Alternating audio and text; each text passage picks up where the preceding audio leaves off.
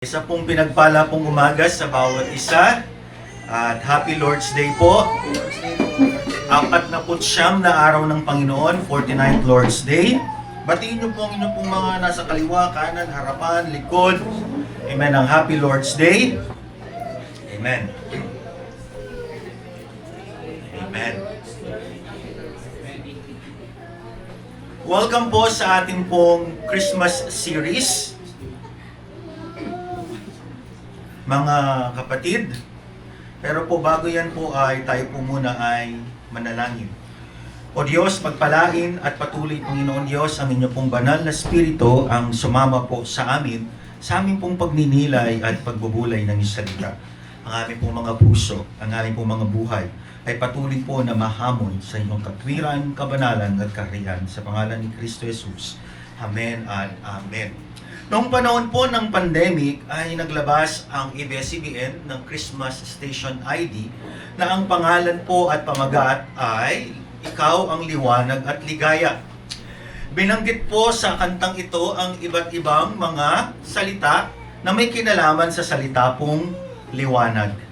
Pahintulutan po ninyo ang inyong lingkod na banggitin ang mga ito. Liwanag, ligaya, light, joy, klaridad, alegria, kasanag, kasadya, lamrag, kalipay, sahaya, kaguyagan, kahayag, kalipay, ranyag, ragsak, at sulu. Mga kapatid, nagpapakita po ito na ang dumating ay liwanag. At hindi lang po siya basta liwanag, kundi siya ay ligaya. Kaya sa ating pong unang Christmas series ng ating pong pagbabahagi ng salita ng Diyos, December 7, at next week po ay Christmas celebration, December 14. Buksan po natin ang ating pong mga puso at kaisipan sa unang mensahe ng ating Panginoon, si Kristo, ang tunay na liwanag at ligaya ng mundo. Ilalagay ko sana Pasko, baka po ma-misinterpret. Liwanag at ligaya ng mundo. Kagaya po ng binasa ng ating kapatid na si Josh sa Juan 1 hanggang 5, sabihin mo po sa katabi mo ay ready ka na ba? Okay? Huwag po tayong maglakbay. Amen? Na kayo po ay nakaupo dyan, baka po kayo ay mapunta na sa Zimbabwe at kayo po ay nakaupo. Amen? Sabi po dyan, ang pasimula ay naroon ng salita at ang salita ay kasama ng Diyos at ang salita ay Diyos. Sa pasimula ay kasama na ng Diyos ang salita. Nilikha ang lahat ng bagay sa pamamagitan niya at walang anumang nalikha nang hindi sa pamamagitan niya.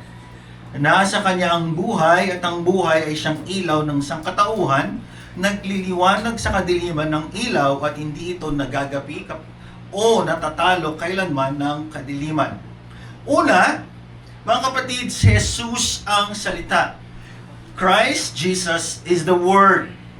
Ang salita pong sa pasimula ay bumabalik po si Juan na ebanghelista sa unang mga salita ng aklat ng Genesis. In the beginning, God. In the beginning, the Word. Ano pong ibig sabihin po nun? Habang kausap po ni Evangelista Juan ang mga Griego. Mga Griego po na sila po ay mga pantas, marurunong, mga pilosopo. They love wisdom. They love life wisdom. Yung mga malalalim na mga katanungan sa buhay, sila ang pinapatungkulan ni Juan patungkol po dito.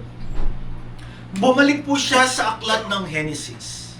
Sa aklat po ng Genesis, ang pagsisimula ng paglikha ng Diyos ng tao at ng lahat ng bagay na nasa sandaigdigan. Sa aklat naman ng Juan, ginamit po ni Juan ang salitang sa pasimula sapagkat lumilikha ngayon ng Diyos ng bagong tao na manggagaling kay Kristo. Ang ganda nun. Sa aklat ng Genesis, sa pasimula, lumikha ang Diyos ng mga bagong tao na manggagaling kay Adan. Sa aklat ng Juan, ginamit niya ang salitang sa pasimula sapagkat lumilika at lilikha ngayon ng Diyos ng bagong tao, hindi na manggagaling kay Adan, kundi manggagaling na kay Kristo. Kaya ginamit niya ang salitang sa pasimula. Sa aklat ng Genesis, the old creation. Sa aklat ng Juan, the new creation. Kaya po ang ginamit niya, the Word. Hindi lang pala ito basta salita, kundi siya ay Diyos. The Word. Malaking letrang W. Kaya po, ipinakita po na ang salita Logos ay naroon na bago pa man ang lahat ng bagay. At kinalaunan sa verse 14 ng John, habang hawak po ninyo yung mga Biblia at nagtitake down notes, congratulations po sa mga nakakumpleto na kanila pong mga notes. Maligaya ang inyong Pasko ngayon. Ang salita, hindi lang basta salita, kagaya ng lumalabas sa bibig ko, kundi Diyos mismo pala. Yung palang lumilikha na kasama ng Ama at ng banal na Espiritu sa aklat ng Genesis, na pinanggalingan natin na hindi lang basta pala salita na namumutawi o lumalabas sa aking bibig. Siya ay isang Diyos, siya ay magkakatawang tao, siya ay magiging sanggol na dulot ng langit at matatagpuan sa sabsaban ng mga pantas at sasambahin. At ang kanyang pangalan ay Jesus, na ang kahulugan, ililigtas niya ang kanyang bayan sa kanilang mga pagkakasala. Ang salita po na si Jesus, the Word, kasama na pala siya ng Diyos ng magpawalang hanggan. Kung kailan yon, di ko po alam. Wala po kasing exact date ang eternity. Sabi mo sa katabi mo, eternity. Sa eternity, nandoon na yung Ama, nandoon na yung Anak, at nandoon na yung Banal na Espiritu.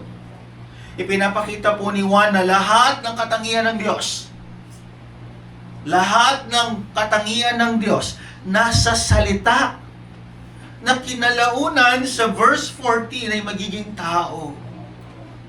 At nung nagkatawang tao po siya, ay hindi po nawala ang pagka-Diyos niya, mali po yun. O hinubad niya ang pagka-Diyos, hindi po. Nagkaroon po siya ng dalawang katangian. Ang pagka-Diyos niya at ang kanyang pagkatao. Mga kapatid, pinagbabawalan po tayo ng banal na salita na sabihin po na 100% God, 100% human being, 200% po. Subalit ang tama pong ginagamit po ng ating pong mga magulang sa pananampalataya, tunay na Diyos at tunay na tao. Amen? Very truly God, very truly man. At pinapakita po na yung salitang ito ay hindi rin siya yung Ama.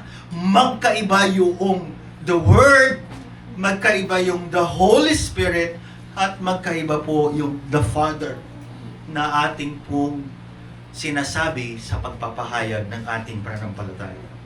Sabi mo sa katabi mo, andyan ka pa ba? Ayan. Pangalawa, John 1:3 na binasa ng ating kapatid, hindi lang po ito basta naroon na, hindi lang po basta ito ay Diyos, hindi lang po ito basta manlilikha na iba sa Ama at iba sa Banal na Espiritu.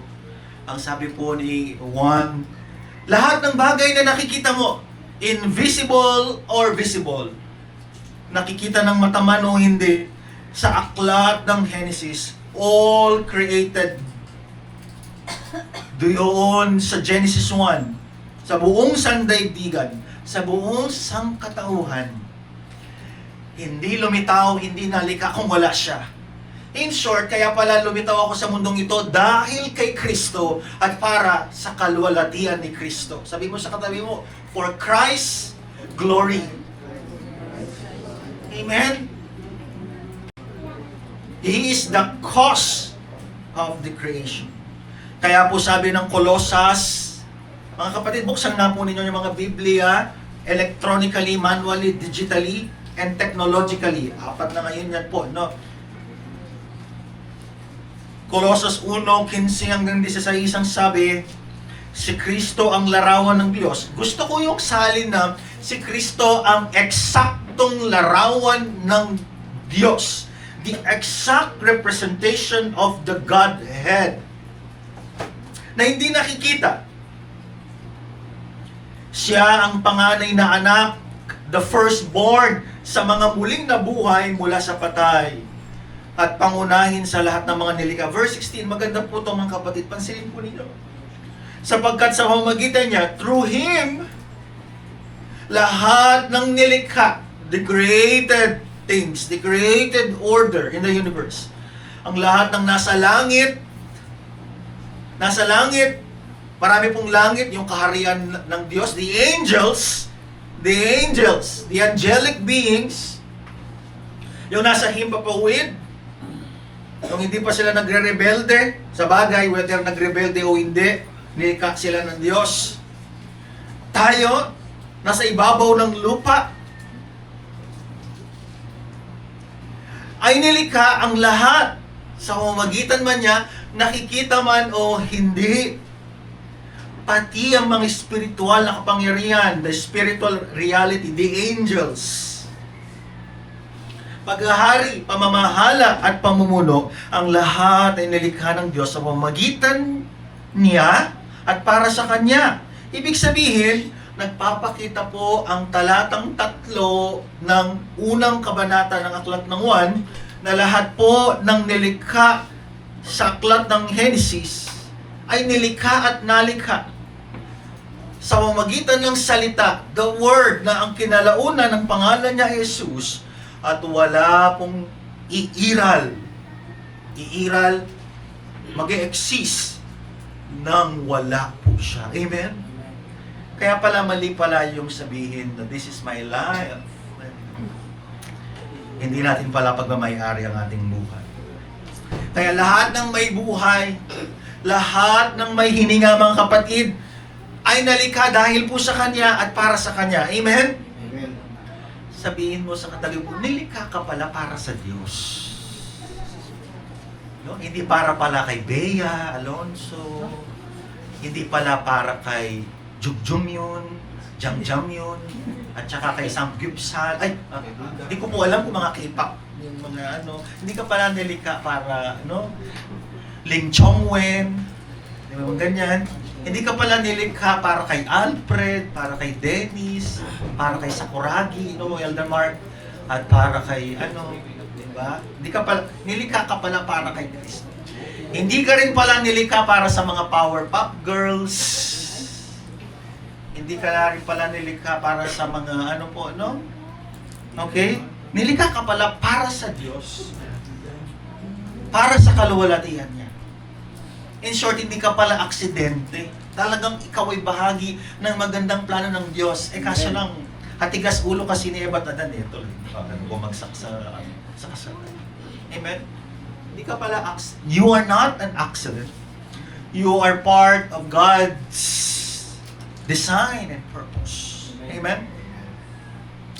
Alam niyo po, ako naiintriga talaga. Sobra ako naiintriga. Tanong natin sa ating Panginoon pagdating sa glory.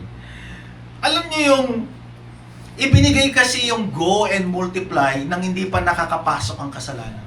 Ano kaya ang eksena kapag hindi nagkasala sina Eva at Adan while human beings ay dumadami? Ano kaya po yun, no? I don't know. Hindi ko po alam. Diba? At least hindi niyo na kailangan ng pampers, mga may dito magulang magastos, di ba? Wala na tayong kontrobersiya sa PhilHealth. Wala na tayong kontrobersiya sa flood control. Wala na tayong mga kapatid na kailangan pang ilagay sa BIR, nakaka-stress. Hindi po ba? Ang daming kumakausap sa'yo. Meron nga pong isang kapatiran sa Caloocan. Grabe. Buti na lang matapang siya. 3 beses pa naman pong sinesendan ng letter of authority ba yun? Ay, lumalaban talaga. Di ba? Sabi niya sa taga-BIR, pagalingan na lang tayo ng abogado. Praise God, na-cancel lahat. Amen? pero dumating yung pagkakasala. Pero hindi ibig sabihin niya na kahit dumating, when sin entered the world, hindi po nabura na ang pagkakalikha mo ay ibig sabihin, aksidente. Sabi mo sa katabi mo, hindi ka aksidente. Para ka pala sa Diyos, para ka pala kay Kristo. Amen? Number 3, ang salita ay liwanag ng sangkatauhan. Doon sa aklat ng Genesis, ang sabi, let there be light, at nagkaroon ng liwanag at natanggal ang dilim. Ginamit ulit ni Juan yung salita ay ilaw na nagliliwanag ng buong sangkatauhan. Kung doon sa aklat ng Genesis, ang liwanag ay para malaman natin yung day and night at mawala yung karimlan. Karimlan means kadiliman, the darkness. Dito sa aklat ng Juan, hindi ginamit niya yung salitang liwanag sa pamamagitan ng siya yung ating liwanag. At mamaya, ano bang ibig sabihin ng liwanag para sa ating mga Pilipinong Kristiyano? Nagliliwanag. Siya yung ating gabay. Siya yung ating kaliwanagan. Siya ang nagdudulot sa atin, hindi ng kadiliman, hindi ng kaguluhan, hindi ng pagdududa, kundi ng kalayaan, ng pagbabago. Amen? Kaya nga, dahil si Kristo ay liwanag, tayo rin ay mga asin at ilaw ng sanlibutang ito. Amen? Kaya siya ang buhay na nagbibigay buhay. Amen? Kaya pala hanggang ngayon pala ay buhay ka at hindi ka pa namamatay. Kasi dahil pala kay Kristo, Christ is still upholding your life. Amen? In short, utang pala natin hanggang ngayon sa Diyos yung ating buhay. Amen? At ilaw ng sangkatauhan, di po ba sa isang madilim, kahit napakalit lang na liwanag yan, mayroong difference, di po ba? It can dispel the darkness. Kaya sa aklat ng Genesis 1 hanggang 3, nang pasimula ay nilikha ng Diyos, at ang sabi niya, magkaroon na ng liwanag at nawala yung kadiliman. Nagkaroon ng day and night. Ganon din si Kristo, when Christ entered the world, yung salita, noong siya ay pumasok na sa kasaysayan ng sandaigdigan, hindi nawala yung kanyang liwanag, hindi nawala yung kanyang pagka-Diyos, hindi nawala yung kanyang kaharian. Nagpakumbaba lang siya, kagaya ng isang tunay na tao. Amen? Kaya naman, nagliliwanag, number 4, ang salita ay liwanag na nagpapatuloy at di magagapi. Anong ibig sabihin ng di magagapi? Sabi mo sa katabi mo, di magagapi. Hindi matatalo. Kumbaga sa salita ni Manny Pacquiao, hindi siya pwedeng ma-knock out. Amen? Nagliliwanag sa kadiliman ng ilaw. At hindi ito nagapi kailanman ng kadiliman. Ano yung kadiliman dito? The kingdom of darkness. Na kung saan yung kanyang leader na si Taning ay tutoksohin siya sa Matthew 4, pero hindi siya bibigay. Mananagumpay siya. Kailanman hindi magagapi ng kadiliman ang ilaw. Ang liwanag ay patuloy na nagliliwanag. Amen? Mula nang dumating si Kristo, nagliliwanag siya matagal na at nagpatuloy yung kanyang pagliliwanag kahit nagkatawang tao siya. At kailanman yung kaharian ng kadiliman na pinamumunuan ni Taning at ng kanyang mga alipores na huhukuman ng Diyos sa kanyang muling pagbabalik, hindi kailanman sila mananaig. Hindi kailanman sila mananalo sa liwanag. At yung liwanag na yun ay nasa iyo. Kung si Kristo Jesus ang tunay mong Diyos at tagapagligtas. Amen? Sabihin mo, si Kristo ang liwanag. Ang dilim ay kumakatawan sa mundo na hiwalay sa Diyos. Amen? Mga kapatid, Huwag nating asahan ng mundong ito na susunod sa Diyos sapagkat this world is under the kingdom and influence of Satan. Pero hindi nangangahulugan yon na nagapi ang kaaway. Amen? Ang dilim ay kumakatawan sa bulag sa espiritu. Ibig sabihin yan, yung mga walang paniniwala sa Diyos. Yung mga hiwalay kay Kristo Jesus. Kaya nangangaral tayo ng mabuting balita ng kaligtasan. Makasalanan at nasa ilalim ng kapangyarihan na Satanas. Noong pa lang si Kristo Jesus ay pumasok sa mundong ito. Ito yung kanyang mundo na dadatnan. Amen? Mundo na hindi sumusunod sa kanya. Mga tao na walang pagpapasakop at pagsuko sa kanya. Mga tao na hindi si Kristo ang Diyos at tagapagligtas ng kanyang buhay. Amen? At mundo na kung saan nasa ilalim ng kapangyarihan at impluensya ng kaharian ng kadiliman na pinamumunuan ni Satanas, ang mandaraya.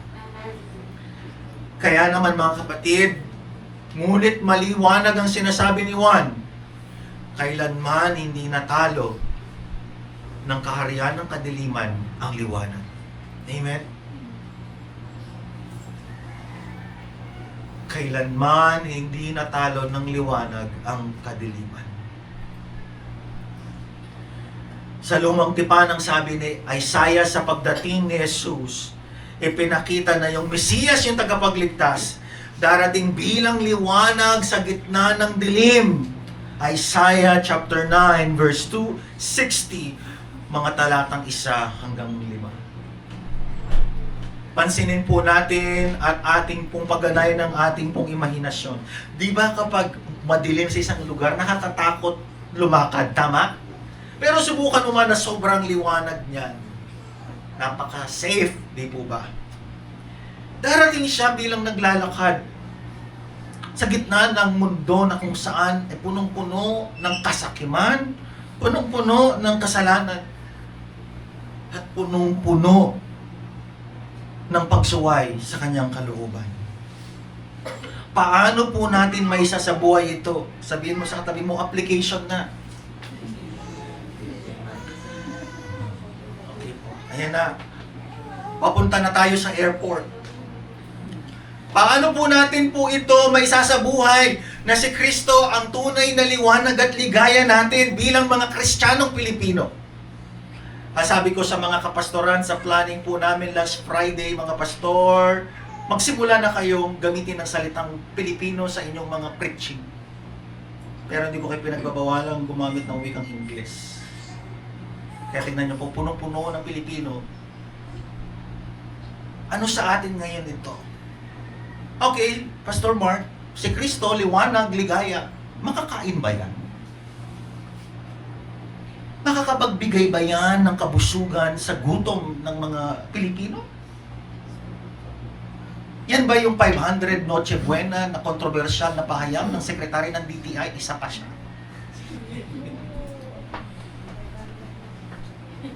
So ano ngayon? Okay, liwanag siya, ligaya siya, klaridad, alegria, sulu, tula, ano pa man, Bisaya man, Ilonggo, Kapampangan, Tagalog, okay, Waray. Okay, sige. Magpapasko. Ano ngayon yan sa amin? Para yatang mas masarap pa si Aguinaldo, bagamat patay na, Emilio. Ewan ko ba, bakit lagi nyo binubuhay si Emilio pag Pasko? Nananahimik na. Amen? Salamat po sa mga natawa sa joke. Malaki pong moral support po yan. Yan, amen. Thank you po. Ano ngayon yan? Si Kristo yung liwanag at ligaya. Para saan yan, Pastor Mark? Every year, nagdiriwang tayo ng Pasko, correct? Meron pa po ba dito na kada Pasko nagpapalit ng damit at bago? Taas nga ng kamay. Huwag kayong mahiya, hindi kasalanan yan. Sige, taas ng kamay. Yung bumibili pa ng pamasko. Wala na dito sa FCC. Ipapaimbestiga ko kayong lahat sa NBI. Wala. Bumibili ng mga bagong kung ano-ano. Ayos, taas ang kamay. Ay nako, ayoko maniwala. Palalagyan ko po ng CCTV ang inyong mga bahay. Ipare-report ko sa Uniqlo, Bench, Pen Shop, ano. Pati po Shopee, Lazada, 12.12. Malapit na. Pay later, 3 months to 6 months, no interest po. Mga kapatid, ano po ito ngayon sa atin?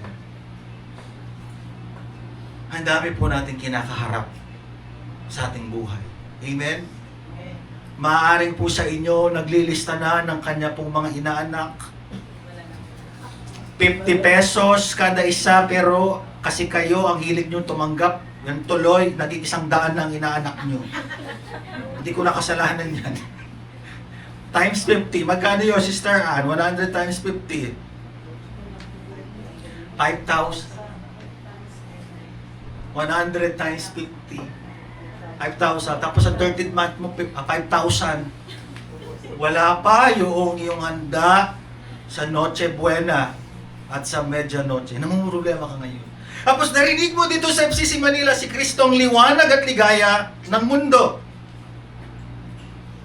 Pero ang nasa isip mo ay Noche Buena, exchange gift. Itong mga SM na ito, puro sale. Diba? Ano ngayon ito sa atin? Hindi ba natin pwedeng ipagdiwang ang Pasko sa tunay na dahilan nito? Amen? Number 1, liwanag bilang paglaya. Sabi mo sa katabi mo, paglaya. Paglaya sa kasinungalingan dahil ang salita na Diyos ay nagsakatawang tao at ang kanyang salita, yung Biblia, ay siya yung magpapalaya sa atin sa mga kasinungalingan, pandaraya at patibong ng mundong ito at ng kaaway. You have the Word. Amen? Kaya po, ang pagdiriwang natin ng Pasko na yung salita, the Word, ay naging tao, sanggol na dulot ng langit. Ang unang-unang biyaya nito, paglaya, kalayaan. Saan? Kalayaan sa bawat pandaraya at kasinungalingan na ginawa ng mundong ito. Amen? Kalayaan doon sa kasinungalingan na nagsasabi na hindi ka mahalaga sa paningin ng Diyos.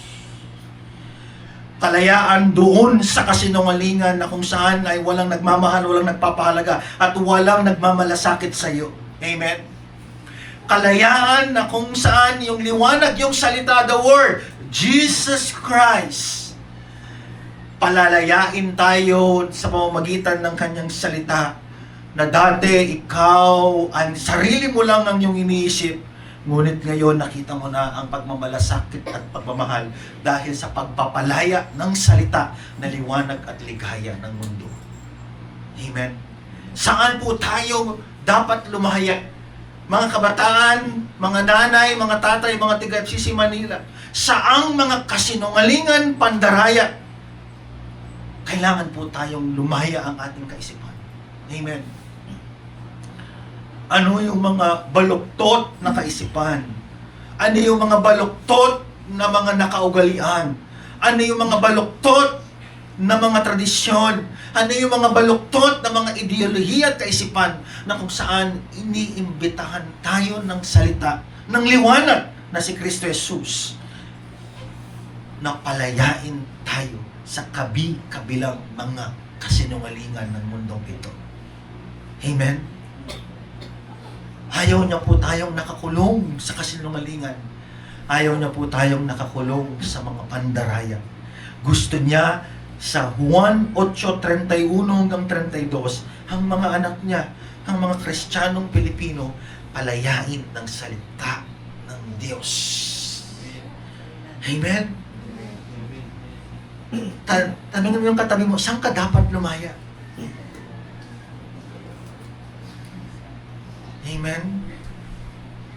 Pangalawa, paglaya sa kasinungalingan, Dahil ang salita ng Diyos ay nagsakatawang tao at ang kanyang salita ay siyang magpapalaya sa ating mga kasinungalingan, pandaraya at patibong at ng kaaway. Number 2. So ang liwanag at ligaya ay paglaya. Pangalawa, liwanag bilang pagbabago. Amen? Merong isang nagtanong, paano daw matatanggal ang korupsyon sa Pilipinas 100%? Ay maganda ang sagot. Impossible. Alam nyo bakit? Sapagkat ang mga namumuno ay mga tao na mga makasalanan. At ang liwanag at ang ligayan na salita na si Jesus, siya lamang ang makakapagdulot ng tunay na pagbabago sa kalooban o sa loob. Amen? Alam ba ninyo kung ano ang salita na loob? Tumutukoy po ang salitang loob. Sabi mo sa tabi mo, loob. Di ba meron po tayo sa atin po na panloob at panlabas? Tama? Kapag sinasabi mo yung tunay na nararamdaman mo sa loob, within, ikaw ay nagiging totoong tao o totoo sa nararamdaman mo sa iyong puso. Tama? At kapag naman nagpapanggap ka, ikaw naman ay nagbabalat kayo. Mga kapatid, yung salita, ang Panginoong Yesus, yung ating loob ay tumutukoy sa ating puso.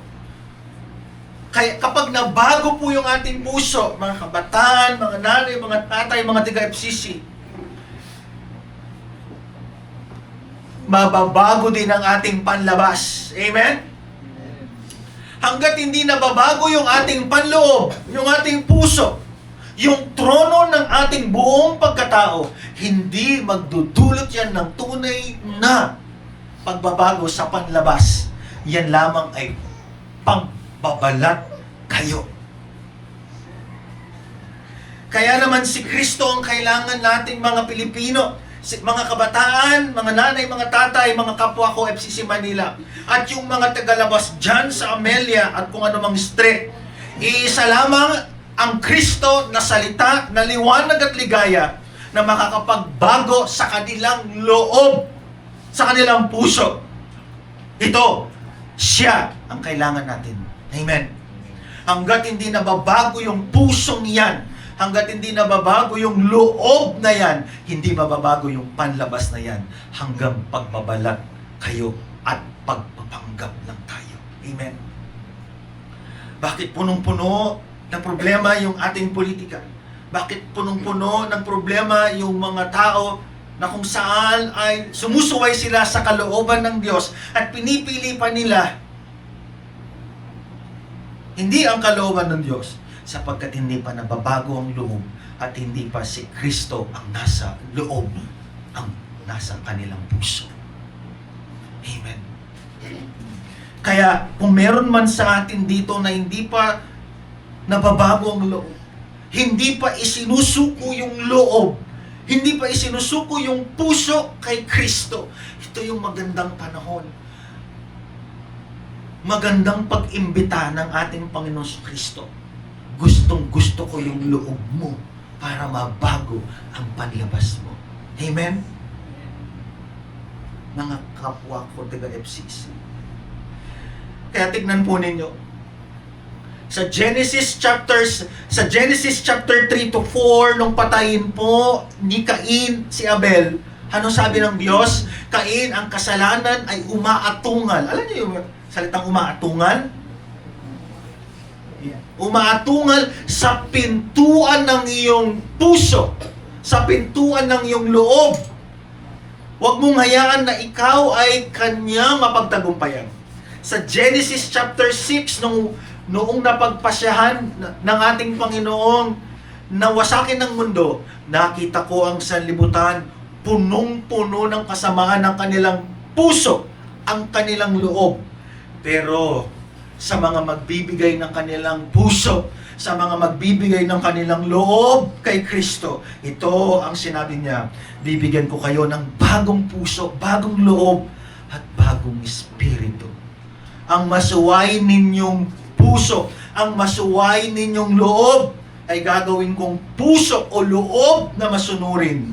Bibigyan ko kayo ng Espiritu upang makalakad kayo ayon sa aking mga tuntunin at masunod ninyong mabuti ang aking mga utos. Hindi po ba malaking kabalintunaan na yung ating pinagdiriwang si Kristong Panginoon na nagbibigay ng tunay na pagbabago sa puso at sa loob? Makikita mo ang yung mga kapwa Pilipino, bakit mga pundador, Red Horse at kung ano-ano ang tinutungga tuwing Pasko. Alam nyo bakit? Magandang pagkakataon na ang kanilang mga loob, puso, ay mabago nitong liwanag at ligaya. Amen. Siya ang tunay na kailangan ng ating mga kababayan. Siya yung nagbabago ng loob, ng puso na kailangan ng ating mga pamilya. Amen? Ano man ang pagbabago ng mga generation po natin ngayon, si Kristo ang ating kailangan. Si Kristo ang makakapagbabago ng ating loob. Kaya nga po ang sabi ng Juan 8:12, ang ganda po nito. Muling nagsalita si Jesus sa mga tao. Sinabi niya, ako ang ilaw ng sanlibutan, ang sumusunod. Sabihin mo po sa katabi mo, sumusunod. Sa akin ay magkakaroon ng ilaw, buhay, pagbabago ng loob sa kanyang buhay at di nalalakad sa kadiliman. Amen? And this is the best. Ito ang pinakamabutit, pinakamainam na nagdiriwang tayong mga taga-FCC Manila, nagdiriwang tayong mga Kristiyanong Pilipino, nagsasalo-salo ng Noche Buena, nagsasalo-salo ng Medianoche, nagkakatipon-tipon. Alam niyo, ang ganda ng mga ganyang kultura natin, yung mga family reunion tuwing Christmas at saka mga New Year, celebrate it, huwag lang magastos. Nagsama-sama ang mga binagong loob. Amen? Nagsama-sama yung mga binago ng puso ni Kristo. Amen? Kaya mga kapatid, si Kristo ang tunay na kailangan ng ating loob. Tunay na kailangan ng ating puso. Number 3, ang liwanag bilang tagumpay. Hindi kailanman po natalo ng kadiliman ang liwanag. Amen? Mga kapatid, yung salita na Diyos, Christ Jesus, na kung saan ay liwanag, nagtagumpay siya laban sa kasalanan. Kaya sa mga sasampalataya sa Kanya, kaya sa mga magtitiwala sa Kanya ng buong buo, walang labis, walang kulang sa isip, salita at sa gawa, kayo ay may kapatawaran sa kaparusahan, kapangyarihan at presensya ng kasalanan, kaya siya ay dumating. Amen? Hindi po siya dumating para po sa Christmas bonus, but why not blessing yan? Hindi po siya dumating para magkaroon lang po tayo ng dahilan na magpalit ng bagong damit at magmadali sa 70% sale ng SM. Dumating po siya upang iligtas ang kanyang bayan. Sino ang kanyang bayan? Yung mga sasampalataya sa kanya. Mga pinili ng Diyos na hindi natin alam ang listahan bago pa man likayin ang sanlibutan. Amen? Ang salita ng Diyos na nagsakatawang tao nung panahon ng bayang Israel ay nasa ilalim ng pamumuno ng imperyo ng Roma. Mga kapatid, nung siya po ay nagsakatawang tao, yung liwanag, when He entered the history of the world, wala namang kapayapaan. Nasa ilalim ng bayang Israel sa foreign invasion ang Roman Empire. Naghihintay sila ng Mesiyas, dumating na. Dalawa lang naman ang uri ng nagdiriwang ng Pasko. Gusto nyo ba silang makilala, yung dalawang uri ng Pilipino nagdiriwang ng Pasko? Unang nagdiriwang ng Pasko, meron ng Kristo sa puso. Ang ikalawang nagdiriwang ng Pasko, wala pang Kristo sa puso, naghihintay pa. Hindi pa makita-kita kasi hindi pa binibigay yung puso. Mga kapatid, isinilang ang sanggol na dulot ng langit Sa panahong hindi tunay na malaya ang kanyang bayan at walang tunay na kapayapaan dahil sa magulong mundong ibabaw. Anong ibig sabihin po nito, mga kapatid? Hindi ibig sabihin na magulo ang paligid. Hindi ibig sabihin na puro bad news. Hindi ibig sabihin na hindi magandang sitwasyon mo ngayon, na wala na yung liwanag, na wala na yung kapangyarihan ng Diyos, at walang magagawa yung Diyos sa iyong sitwasyon. Amen? Walang bigat o walang lalim ang pwedeng gawin o pahintulutan ng kadiliman na pwedeng mawala yung liwanag at ningning ng kapangyarihan at presensya ni Kristo sa iyong buhay. Amen? Kaya kahit anuman yung ating sitwasyon, whether you are in a good condition, whether you are in a challenging situation, hindi po nawawala yung katotohanan na nandyan yung liwanag ng Diyos, na may ginagawa ang Diyos. At paano kikilos ang Diyos? Paano yung liwanag ay makikita ng mga mundong ito na nasa kadiliman, nasa karimlan? Ikaw na nagdadala ng liwanag. Amen? You are the light. Amen? Kaya tignan po ninyo, mga kapatid. Ang liwanag bilang pag-asa, number 4. Pag-asa dahil may bagong simula. Amen? Pag-asa dahil may pagkilos ang Diyos. Pag-asa dahil tinupad ng Diyos ang kanyang pangako. Kaya tumindig at maging matatag. Amen? Isang bagay ang pinapaalala sa atin ng ating pagdiriwang na ito. Walang bad news. Walang pagsubok. Gaano man katindi kahirap ang pinagdaraanan natin, hindi mawawala kailanman ang katotohanan na may ginagawa, kumikilos ang Diyos sa harapan, sa gitna at sa likod ng eksena na kinalalagyan mo. At ano ang kailangan mong gawin? Magpatuloy bilang liwanag at asin ng sanlibutan ito. Amen? You are the big difference na pwedeng gawin ng Diyos. A-attend ka ng reunion, a-attend ka na kung ano-ano mga pagtitipon. Ikaw yung liwanag na nagdadala ng liwanag ng salita na si Kristo Jesus. Amen? Ang kailangan nilang marinig ay, anong nakain mong vitamins? Bakit hindi na ikaw yung aming nakilala noon? Diba dati, nagka-cutting class tayo para lang manood ng 17, ayan, nagkakaano na ng pong mga edad. Bakit hindi na ikaw yun ngayon? Diba, doon sa University Belt, inaakyat pa natin yung gate ng FEU, ayan na. Diba? Dati ikaw ba'y naniniwala sa 3-18, birthday ko po yan 3 March, 18, 18. Pero ngayon, bakit ibang numero na? Because you are the light. Amen? Yung bansang ito na lugmok sa korupsyon ay nangangailangan ng pag-asa. At hindi ikaw ang pag-asa. Ikaw ay benepisyaryo ng pag-asang binigay ng liwanag. At yun ay si Kristo Jesus. Amen?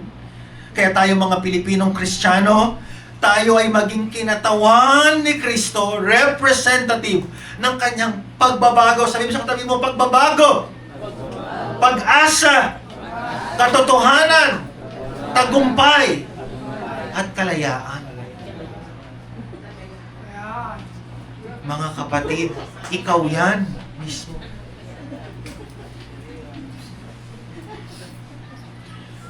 Bakit merong pagbabago? Bakit merong pag-asa? Bakit merong katotohanan? Bakit merong tagumpay? Bakit merong kalayaan? Sapagkat ikaw ay benepisyaryo tumanggap ng liwanag. Pero paano ka magkakaroon ng pagbabago, pag-asa, katotohanan, tagumpay at kalayaan kung wala pa si Kristo sa iyong buhay? Kaya po, sa ating pagdiriwang po ng Pasko, sabi mo sa katabi mo, gising na. Gising na. Patapos na tayo. Oo. Ang ganda ng simbolo ng parol. Sino dito yung mga may parol sa kanila pong mga bahay? Mga kumukuti-kutita. Alam ba ninyo, ang ganda ng simbolo niyan?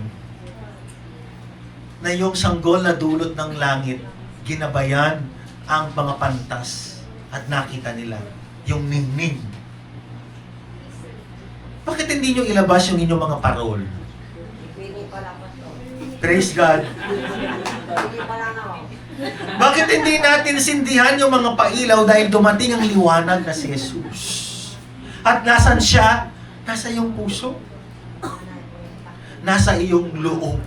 Kaya magniningning ang iyong panglabas.